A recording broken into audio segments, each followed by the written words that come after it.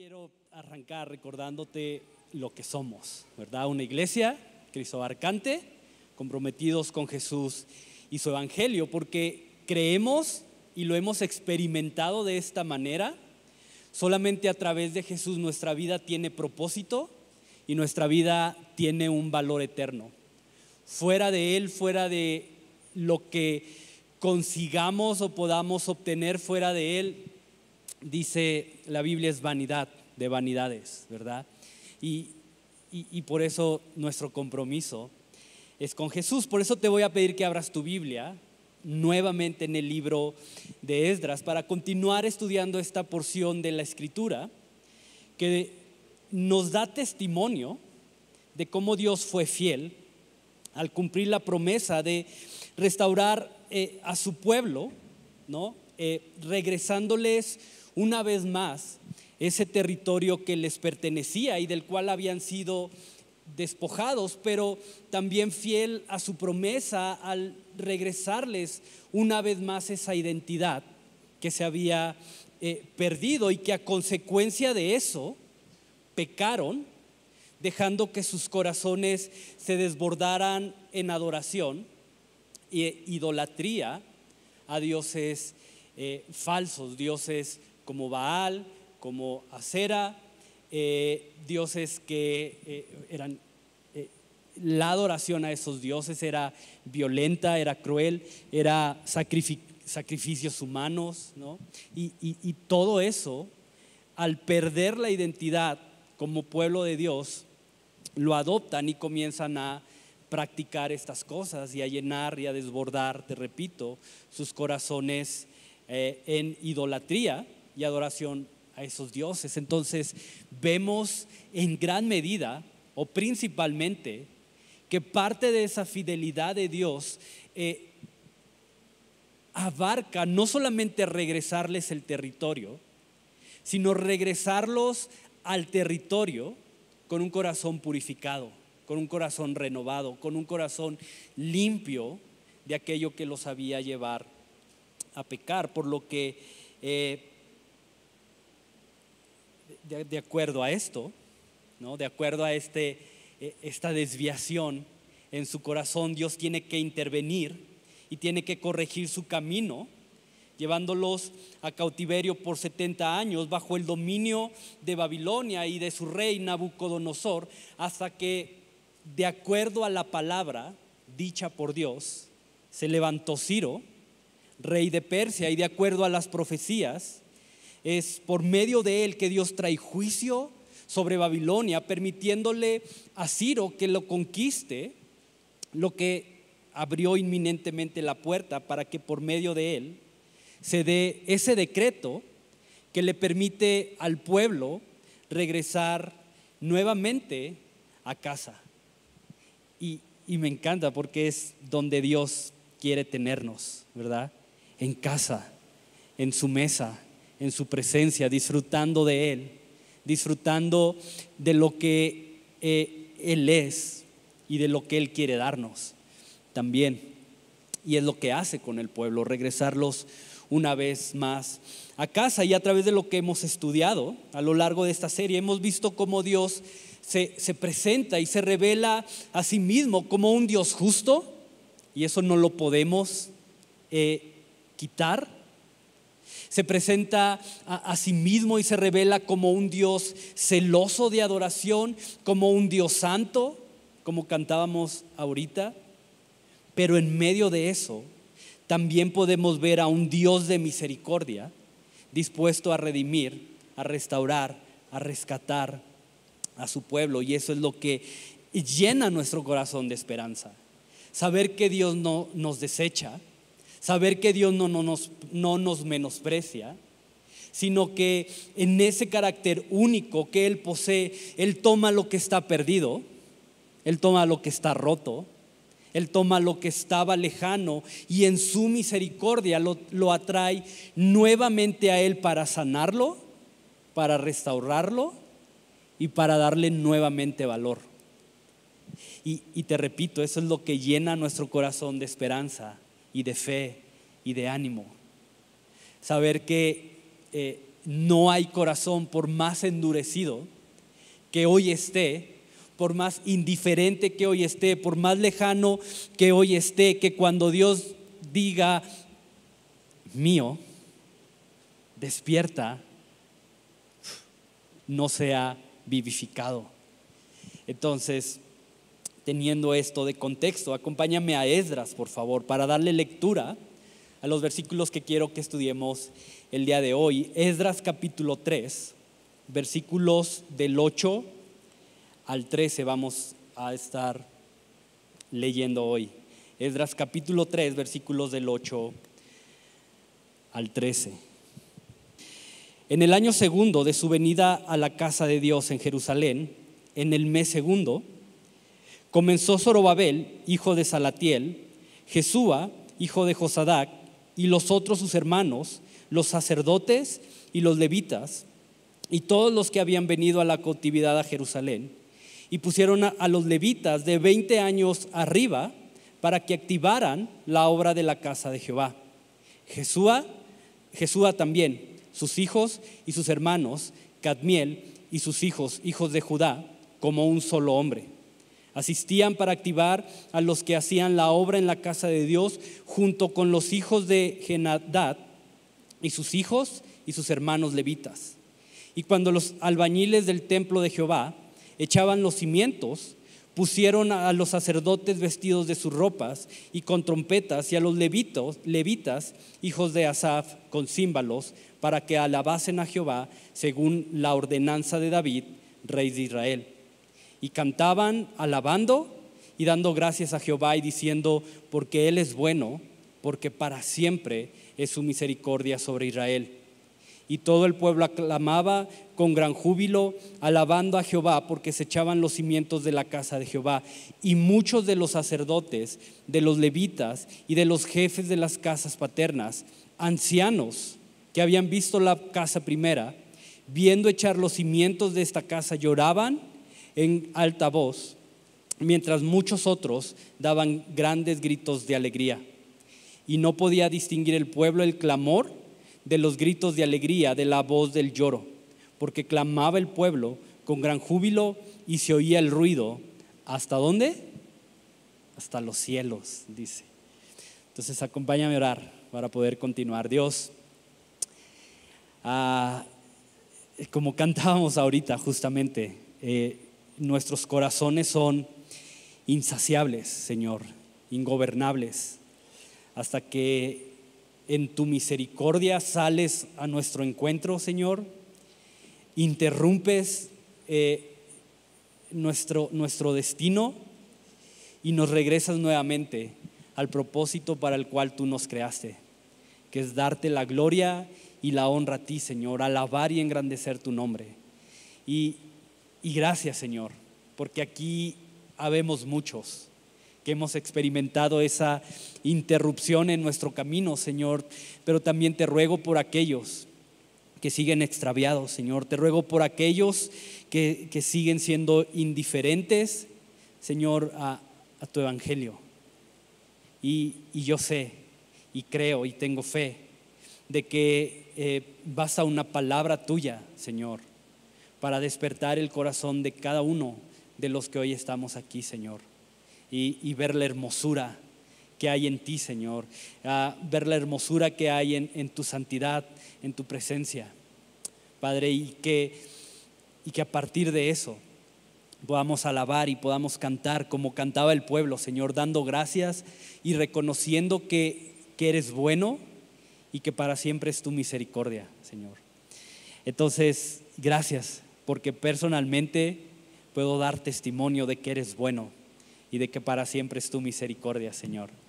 Y Padre, ayúdanos a recobrar ánimo si es que hoy necesitamos recobrarlo, Señor, sabiendo que nada se escapa de tu voluntad y que aún aquellas cosas que tardan, Señor, no es porque tú las has olvidado, no es porque tú nos has dejado, no es porque tú estás esperando a que nosotros solucionemos algo, sino porque tú estás obrando más allá de lo que hoy podemos ver o entender.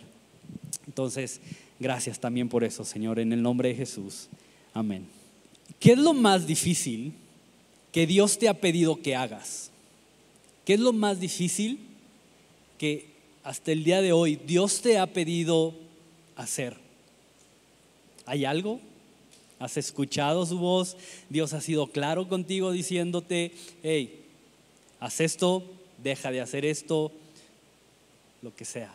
Pero ¿qué es lo más difícil que Dios te ha pedido hacer? Personalmente, puedo decirte que ha sido esperar o ser paciente ante determinada situación en la que me gustaría ver algo resolverse, en lo que me gustaría ver algo cambiar o ser provisto de lo que necesito.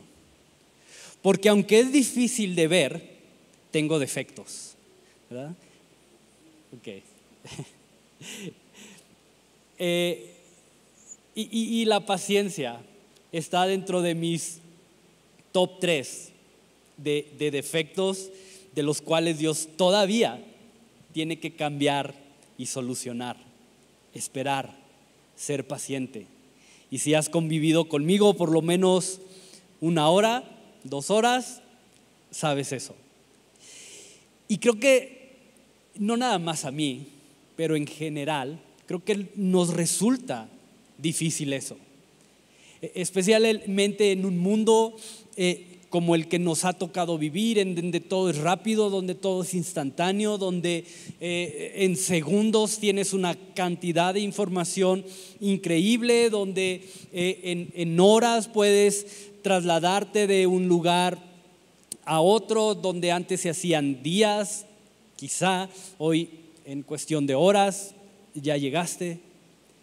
Entonces eso ha sumado, ha colaborado para que la impaciencia ya sea parte de nuestra vida. De hecho, creo que, y lo platicaba con alguien hace poco, ¿no? Y es fácil aceptar un sí cuando viene de Dios. Es fácil conformarte con un no cuando viene de Dios y es claro y te dice no, por aquí no. Pero una espera es como: no, Dios, mejor dime si sí o dime si no, pero no me dejes ahí, porque el tiempo para Dios es relativo, ¿verdad? Entonces lo que para nosotros nos gustaría ver resuelto así, para Dios es espera. Y en cierto sentido, el esperar nos coloca en una posición de vulnerabilidad y de incapacidad ante aquello que estamos esperando, ante aquello que anhelamos. Ahora, quiero que medites en esto, porque como discípulos de Jesús, desarrollar un carácter paciente es sumamente importante. Es vital que como discípulos, o si nos decimos discípulos de Jesús, aprendamos a desarrollar un carácter paciente, ya que solo a través de la paciencia se vuelve posible esperar en la voluntad de Dios con un corazón lleno de gozo y de alabanza a su nombre. Y quiero que veas la diferencia de esto, porque yo puedo esperar y si tienes hijos, entiendes perfectamente eso. ¿Me puedo comer esta galleta? No, al ratito. ¿Ya? Es que no haces una galleta, ándale, ya me la quiero comer y el drama, ¿verdad? Y se la come hasta que tú le dijiste que se la iba a comer, pero en medio de eso hay un drama y el apocalipsis casi, ¿no? Entonces hay una diferencia entre esperar con gozo, esperar alabando su nombre, y simplemente esperar quejándonos, criticando, alegando, frustrados. Y especialmente cuando no tenemos la certeza de algo, o cuando tenemos que atravesar por pruebas y por tribulaciones. De hecho, hay esta idea que señala que la paciencia es la fortaleza de los débiles. Déjame repetirte eso: la paciencia es la fortaleza de los débiles, porque a través de ella podemos soportar las dificultades y los sufrimientos sin realmente perder la esperanza. Proverbios 14:29, si lo quieres anotar para que después lo cheques, pero Proverbios 14:29 dice que el que es paciente muestra gran discernimiento, pero el que no sabe esperar, el que actúa impacientemente, termina volviéndose necio. ¿Qué quieres ser? ¿Quieres tener discernimiento o quieres volverte un necio?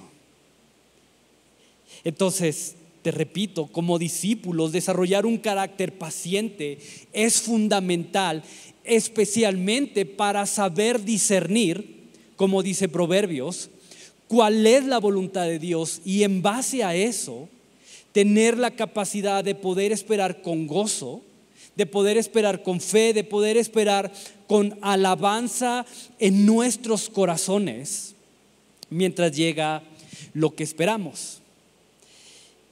Y te hablo de esto porque si te fijas, el versículo 8 dice que todo lo que acabamos de leer ocurrió en el año segundo de su venida a la casa de Dios en Jerusalén. Mira cómo lo dice el versículo 8: en el segundo año de su venida a la casa de Dios en Jerusalén, en el mes segundo, comenzaron Zorobabel, hijo de Salatiel, Jesúa, hijo de Sadac, y los otros sus hermanos, los sacerdotes y los levitas. En el año segundo, en el mes segundo. Esto significa que para poder arrancar la obra del templo, tuvieron que esperar exactamente 1 año y 2 meses para poder hacerlo. 1 año, 2 meses, desde que llegaron de Babilonia, se establecieron y se dieron los primeros pasos para poder echar los cimientos sobre los cuales se construiría el templo. Entonces esto nos permite interpretar que la llegada a Jerusalén, ojo, no solo involucró un acto de fe y de obediencia, teniendo que creer y teniendo que confiar que aún a pesar del panorama, aún a pesar de lo que estaban viendo, Dios iba a cumplir su promesa de restaurar a la nación, pero también involucró por parte del pueblo, por parte de los líderes, el saber ser pacientes para poder esperar el tiempo necesario para poder arrancar la obra sin perder el ánimo, sin perder la unidad, sin perder el propósito. Dice nuevamente en el versículo 9, este espíritu que había entre el pueblo como un solo hombre. Si te fijas, desde el capítulo 1 a esta porción del capítulo 3 van 4 o 5 veces, si no me equivoco, que la Biblia menciona esto, como un mismo hombre, bajo un mismo espíritu, bajo una misma mente, bajo un mismo corazón. Entonces, para no perder eso, el pueblo tuvo que aprender a ser paciente. Ahora, parte de esta espera principalmente se debió a, no lo leímos, pero en el versículo 7 de este mismo capítulo 3 dice que parte de los materiales, especialmente la madera, tuvo que ser traída desde una región al norte de Jerusalén llamada el Líbano, una región que de acuerdo a los mapas se encontraba a más de 200 kilómetros aproximadamente de Jerusalén al norte, teniendo el reto, como dice el versículo 7, de tener que atravesar parte de la costa del mar Mediterráneo. Y de acuerdo a datos tanto históricos como bíblicos, esta madera se iba a utilizar para el techo de lo que iba a ser el templo y para recubrir parte del interior también del templo. Entonces, piensa solamente un poco en lo que esto representó. Porque la tarea de recolectar la madera, de prepararla, de trasladar la cantidad que era necesaria, que no eran 2 o 3 troncos, nada más los que se iban a traer, sino que iba a ser un cargamento extenso de madera para las dimensiones y para todo lo que se iba a ocupar en el templo. No iba a ser una tarea ni sencilla, ni rápida, y mucho menos barata. Se requirió de un gran esfuerzo, tanto humano, ¿no? Un esfuerzo de planeación, un esfuerzo económico, para que todo esto que tú y yo leemos y que probablemente no alcanzamos a dimensionar todo lo que significó traer esta madera y que comenzaran a echarse los cimientos del templo. Y es justamente ahí donde las ofrendas de oro, de plata, de bienes, de ganado que Dios les había provisto a la salida de Babilonia, tuvo en gran medida un lugar importante para poder llevar a cabo la obra. Y así como habían salido de Babilonia con el tiempo justo para poder llegar a celebrar el Rosh Hashanah, que ya te hablé de eso, y que llegaron con los animales que necesitaban para poder ofrecer durante todo ese mes sacrificios a Jehová. De la misma manera habían llegado con los recursos económicos y materiales necesarios para poder pagar a los albañiles, para poder traer la madera desde el Líbano. Y sabes, Dios no se equivoca. Y Dios no llega tarde. Y sus recursos no se limitan a lo que tú y yo hoy creemos o entendemos. Y por eso yo adoro y alabo al Señor. Porque Él es Dios y no yo.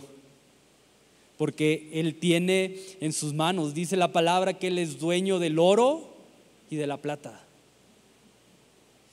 Entonces, ¿por qué he de afanarme? Ahora,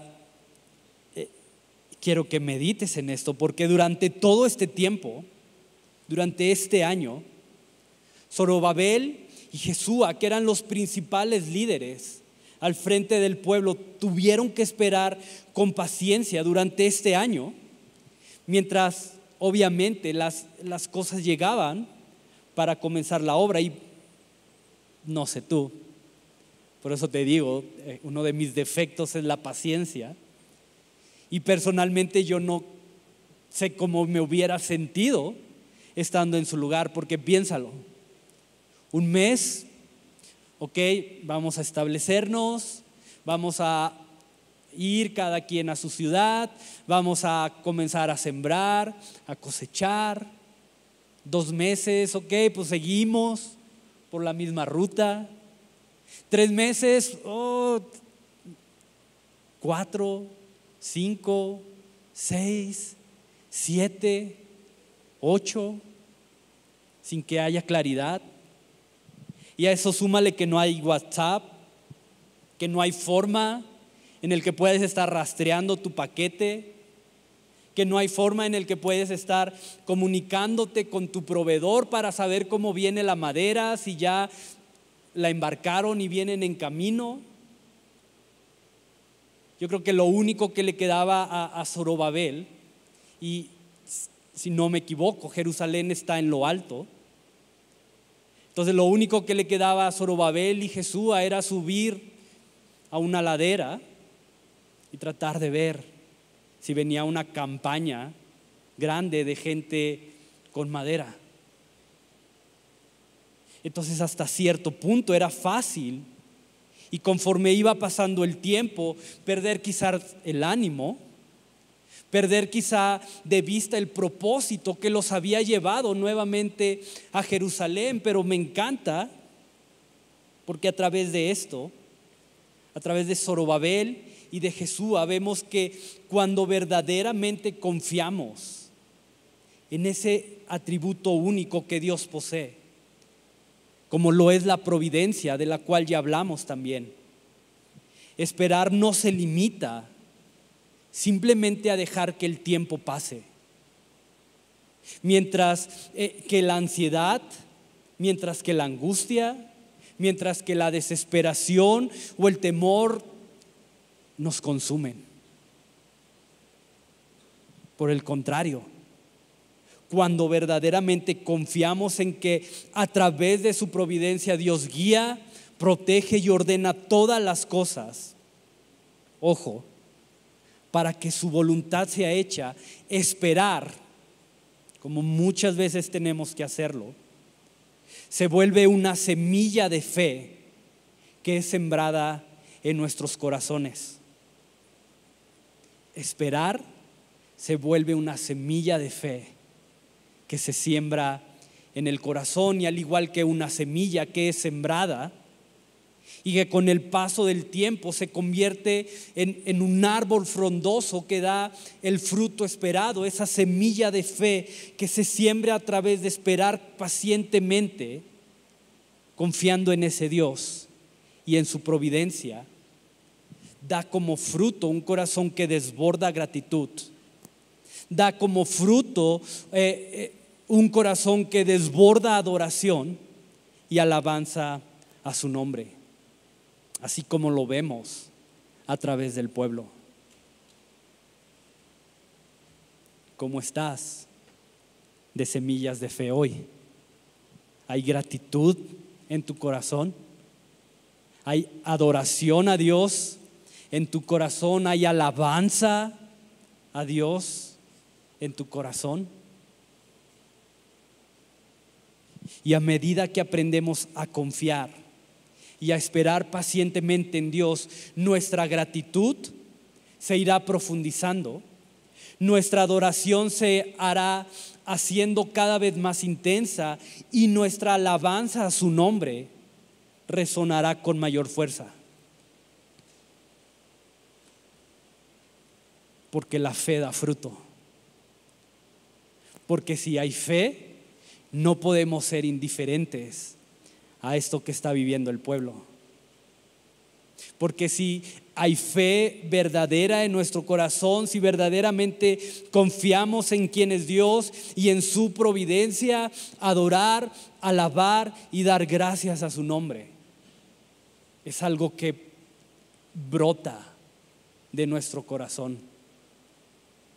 Por eso, si te fijas, junto con el comienzo de la obra, Zorobabel y Jesúa mandan a los sacerdotes a que se vistan con sus vestimentas ceremoniales y que toquen sus trompetas, mientras que los levitas tocaban címbalos y dirigían al pueblo en adoración y en alabanza.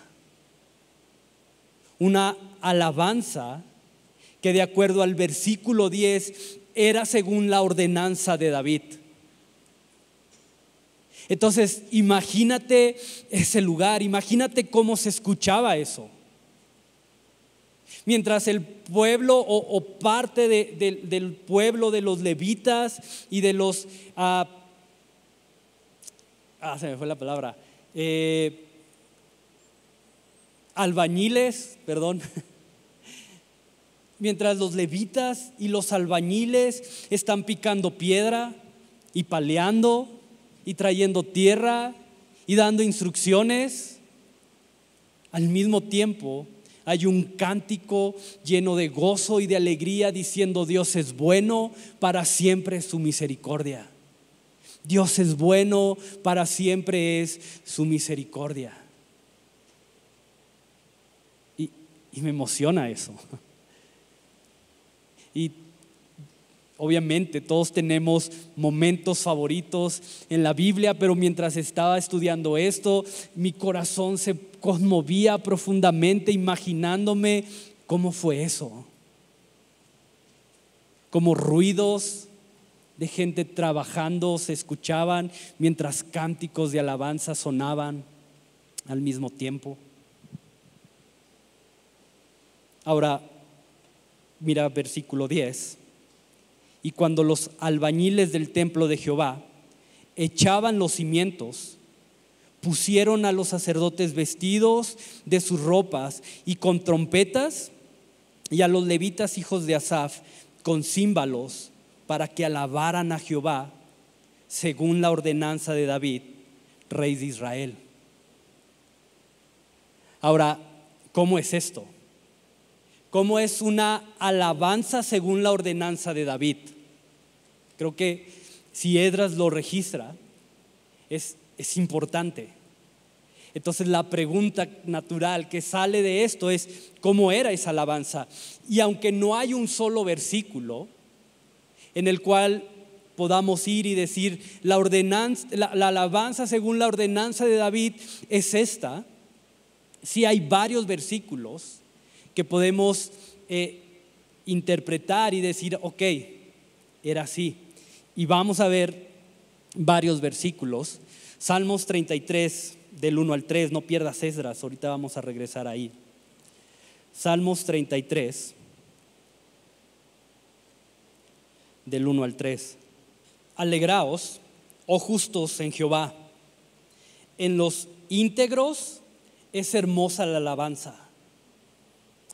¿Cómo es la alabanza en un corazón íntegro? Hermosa. Y espero que eso cambie tu manera de adorar y de alabar. Es hermosa.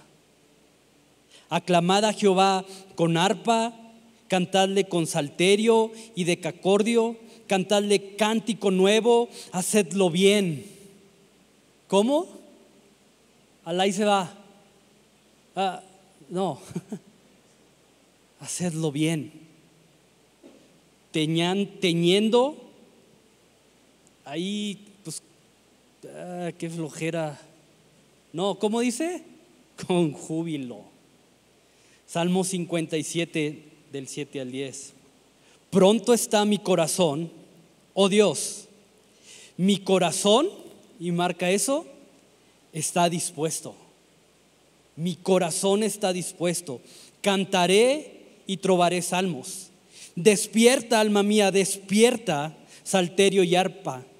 Me levantaré de mañana, te alabaré entre los pueblos, oh Señor, cantaré de ti entre las naciones, porque grande es hasta los cielos tu misericordia y hasta las nubes tu verdad. Y es parte de lo que el pueblo cantaba ese día, porque para siempre es tu misericordia. Salmos 98.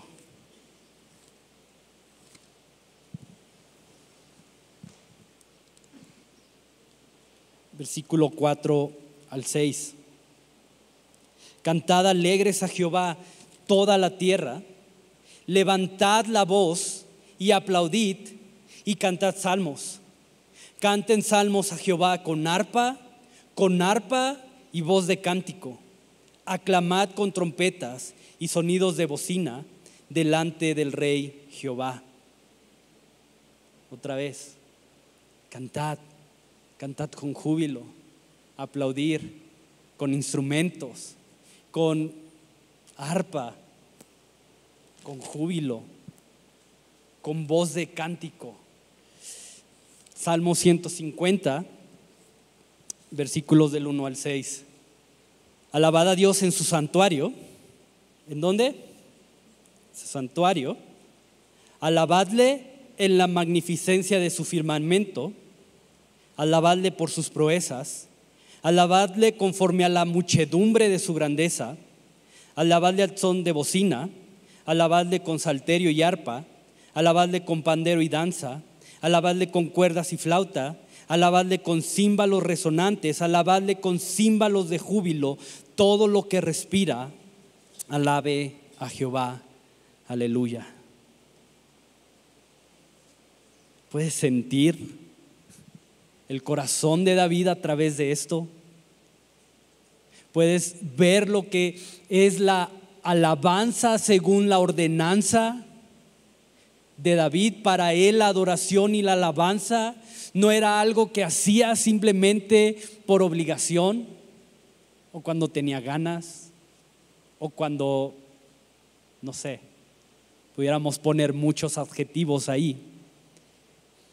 Para David, y tendría que serlo también para nosotros, era una expresión sincera y apasionada de amor, de gratitud y fidelidad hacia Dios, manifestado principalmente a través del cántico y de la música. Y te repito, lo era para David, pero tendría que serlo también para nosotros.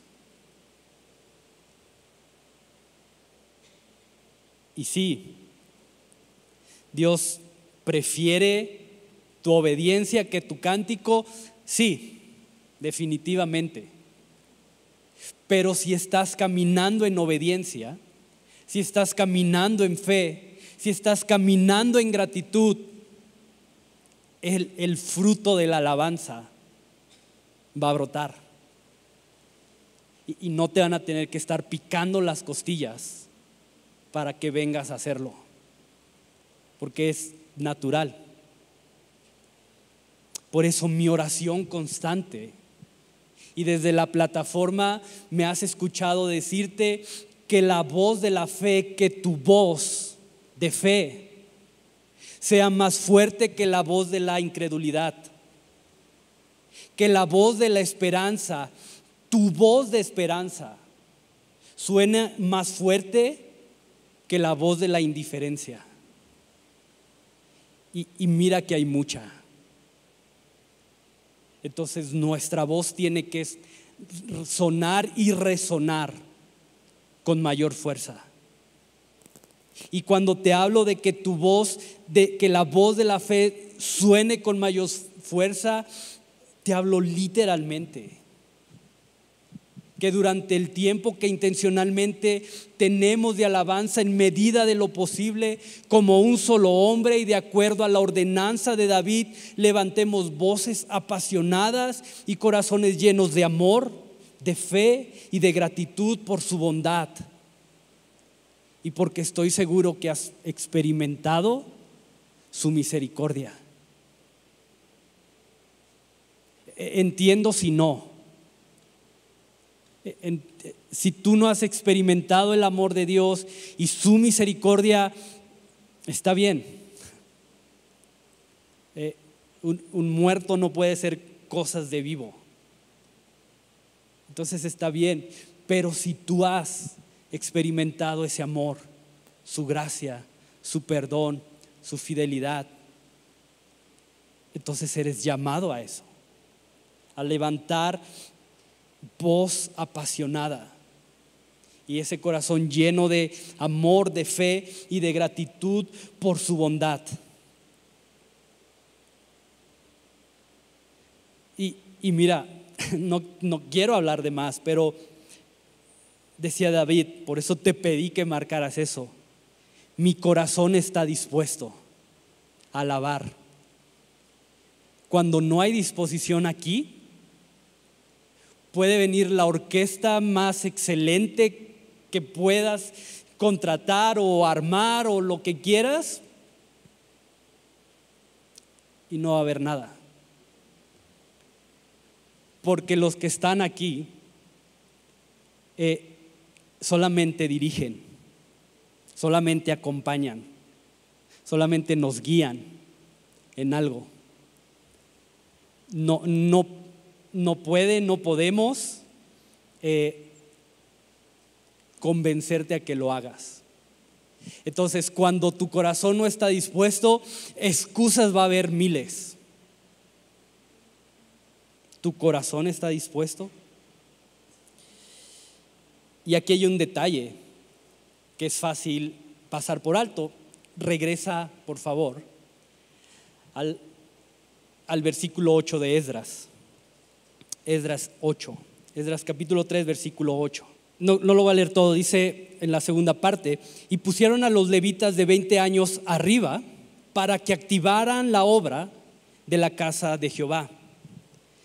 a los levitas de 20 años arriba. Ahora, en el libro de Números se menciona que de acuerdo a la ley de Moisés, la edad oficial para poder servir en el templo era de 30 años para arriba.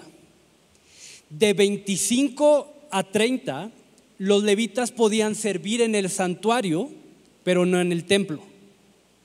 De 30 para arriba ya les era permitido servir, y antes de los 25 el levita no tenía autorizado el servicio.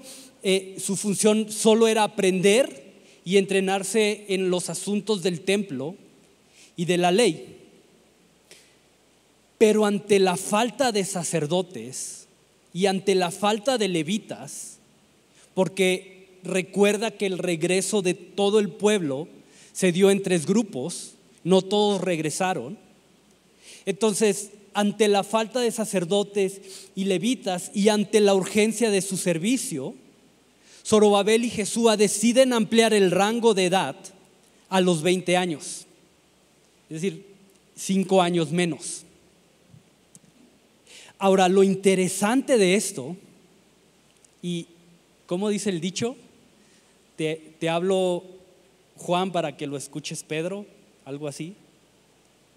Lo interesante de esto es que ponen a los levitas más jóvenes a cargo de la obra del templo, lo que deja a los levitas más grandes y con más experiencia a cargo de enseñar y dirigir la alabanza. ¿Ves este detalle?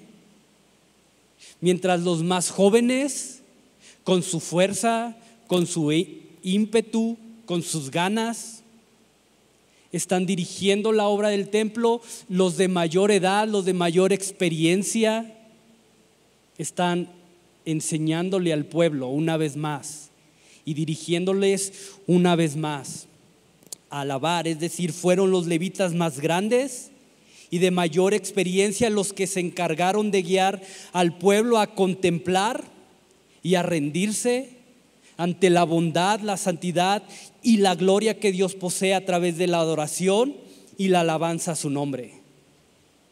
Los más grandes, los de mayor experiencia. ¿Sabes? Espero que eso te rete, como a mí me retó. Y no fue coincidencia que los más jóvenes se dedicaran a la obra del templo y los más grandes a alabar y adorar y a guiar al pueblo en esto. Te repito, espero que esto te rete como me retó a mí. Ahora quiero que veas este detalle, porque ¿recuerdas en qué mes iniciaron la obra? ¿En qué mes? En el mes segundo. De acuerdo al versículo 8, la inician en el mes segundo, que de acuerdo al calendario hebreo es el mes de Sif.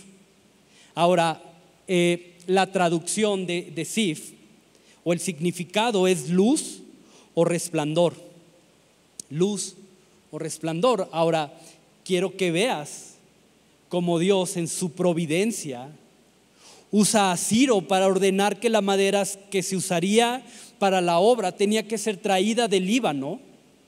Esto hace que tengan que esperar exactamente 1 año y 2 meses para poder iniciar la obra, y cuando la obra arranca en el mes segundo, en el mes de luz, en el mes de resplandor. Y así como el pueblo llega justo para celebrar el Rosh Hashanah, el año nuevo, el inicio de una nueva etapa en la vida del pueblo, ahora comienzan a edificar el templo en el mes de luz, en el mes en donde la presencia de Dios se hace visible. Y eso no es lo más hermoso. Mira, acompáñame el libro de Crónicas, dale unas vueltas hacia atrás a tu Biblia y ahí vas a encontrar Crónicas. Segunda de Crónicas, capítulo 3, versículo 1 y 2. Si estás ahí, acompáñame con tu vista, cuando comenzó Salomón a edificar la casa de Jehová en Jerusalén, es decir, el primer templo, el templo que ahora estaba en ruinas, en el monte Moría, que había sido mostrado a David su padre, en el lugar que David había preparado en la era de Ornán, Jebuseo, y comenzó a edificar en el mes, ¿cuál? Segundo, a los 2 días del mes, en el 4º año de su reinado. En el mes segundo. ¿Puedes ver lo hermoso de eso? En el mismo mes en el que Salomón comienza a edificar el primer templo, se comienza a edificar el segundo, como un recordatorio de que aún a pesar del tiempo, Dios no había dejado de ser fiel a sus promesas, de que a pesar del tiempo Dios seguía siendo el mismo Dios, de que a pesar del tiempo aquello que le había mostrado a David seguía en pie y no había pasado. Y cada piedra que colocaban los albañiles para los cimientos era un recordatorio de su amor inagotable y de su eterna misericordia. Entonces hoy quiero animarte y quiero recordarte que seguir a Jesús y caminar en su voluntad, como vemos que lo hizo el pueblo, es un llamado a esperar en Él mientras crecemos en gratitud, mientras crecemos en adoración y alabanza a su nombre. Y lo hermoso de esto es que Él mismo, así como lo hizo con el pueblo, nos da la gracia y nos capacita para poder vivir en esa fe que necesitamos para poder confiar en Él mientras nos aferramos a su presencia en nuestra vida, sabiendo que Él puede hacer algo glorioso de lo que hoy está en ruinas, si sabemos esperar. Si sabemos esperar con un corazón agradecido, lleno de fe y de alabanza a su nombre. Entonces, ¿por qué no me acompañas a orar y le dices: Dios, tú sabes que estoy esperando, tú sabes qué necesito que hagas, tú sabes, Señor, el milagro que necesito, pero mientras eso llega, voy a aprender a esperar en ti, siendo agradecido, adorando y alabando tu nombre y cantando alabanzas al Dios que me ha redimido. Y que no perdamos de vista que el propósito de Dios al hacernos esperar no es simplemente entretenernos o bueno, ahí quédate. Tienes la ficha 5520 y va en la 5, entonces queda mucho. Sino ese tiempo de espera es para que aprendamos a confiar en Él y que Él está haciendo las cosas y que Él hace cosas hermosas de aquello que hoy está en ruinas.